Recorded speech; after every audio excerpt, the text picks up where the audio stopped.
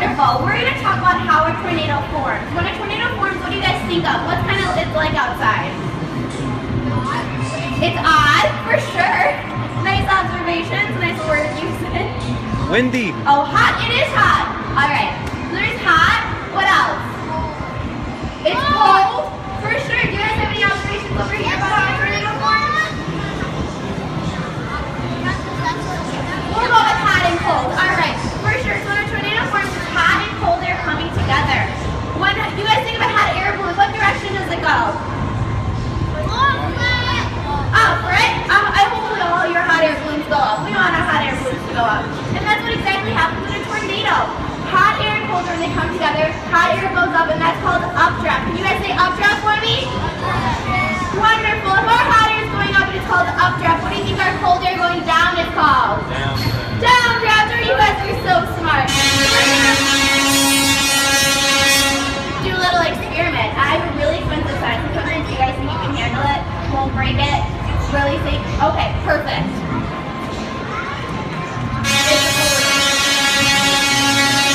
I spent all my money on it. It's really fragile. Alright, do you think you can be my ring bearer for me? You think you can do it? Alright, you can stand here for me.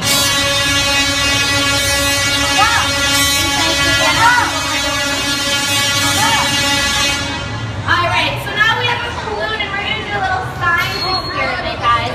What do you guys thinking might happen? What's your hypothesis if we let this balloon into our vortex? What's going to happen to our balloon?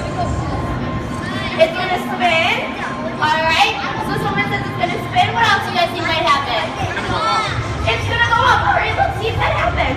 Okay, scientist Savannah, can you stand right here for me? And on the count of 3, we're going to toss that balloon into our vortex. Ready? 1, 2, 3, let it go!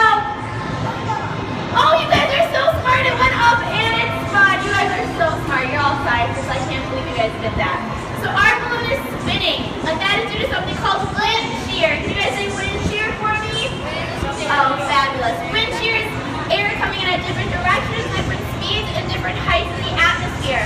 Our wind shear is, however, being created by those letter vents on the side of our tunnel, which you guys are creating with the levers. So you guys are fantastic. And our balloon did go up, but however, it was not due to updraft, it was due to fans at the top creating our updraft for us. They're the size of Volkswagen Beetles, so they're really, really big, and they're sucking our vortex right up.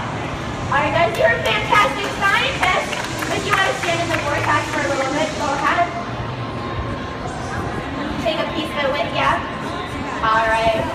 Thank you for not breaking my really expensive science equipment. Alright guys, so we have observed a vortex. We have seen how our tornado is formed and what forms it.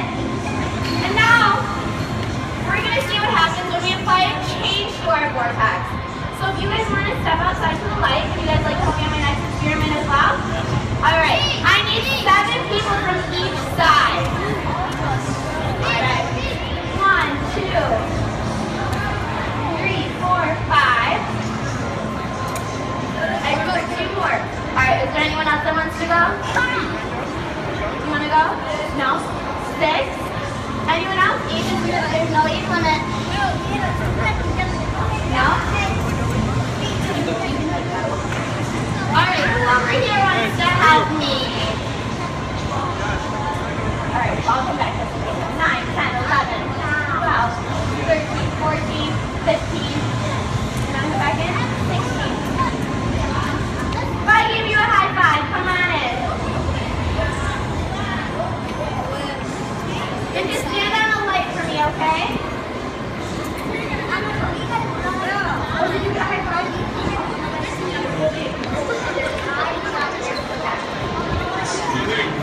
Alright guys, so we're going to do an observation, okay? So like I said, scientists love observations. What direction is my vortex spinning? To the right, counterclockwise. Oh, you guys are so great, so great. And I don't really like my vortex today, so I want to destroy it. So what do you guys think we should do? Go that way. Go the other direction? Does that sound great to you guys? Should we try it? Alright, let's start walking this way then. Stay on your leg as you walk, and we're going to walk and see what happens. Alright guys, what are you observing? It's getting smaller. Alright, let's speed up this process and walk a little bit faster. Woo! Alright, now what do see? It's almost completely down, you're right. Alright guys, now what's happening? Now what do you see? It's all the way to the ground, right? Alright guys, I like my vortex, and you guys destroyed it, so what should we do? Alright, let's go back and bring it through. Let's see if we can bring it back.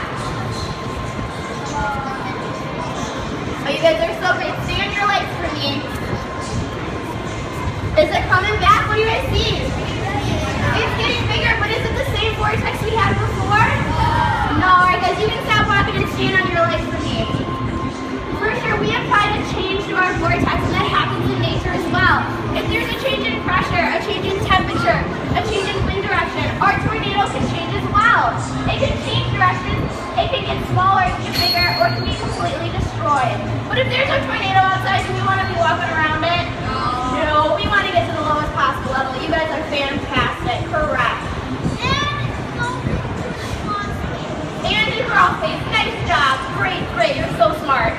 Okay guys, but I need your help with one more thing. I'm from the city of Chicago, and I was told that a tornado cannot form because we have skyscrapers. Have you guys heard this before? Okay, so I need your help, see if we can see if this myth is true. Can we bust the myth? So can you guys be my skyscrapers for me? Can you guys do it? You can be as big of a skyscraper as you want. And I need you guys to be the city of Chicago and walk into the center of my vortex for me. Alright, is there a tornado? Is there a vortex going on? No. Oh, but my scientists on the outside, what do you see? Is there? Is that what's happening? It's going around on my Chicago skyline. Look on up. What do you see? You see nothing, or do you see a vortex? You see a vortex. You guys have great observation. So it doesn't happen often, but for sure there could be a tornado in this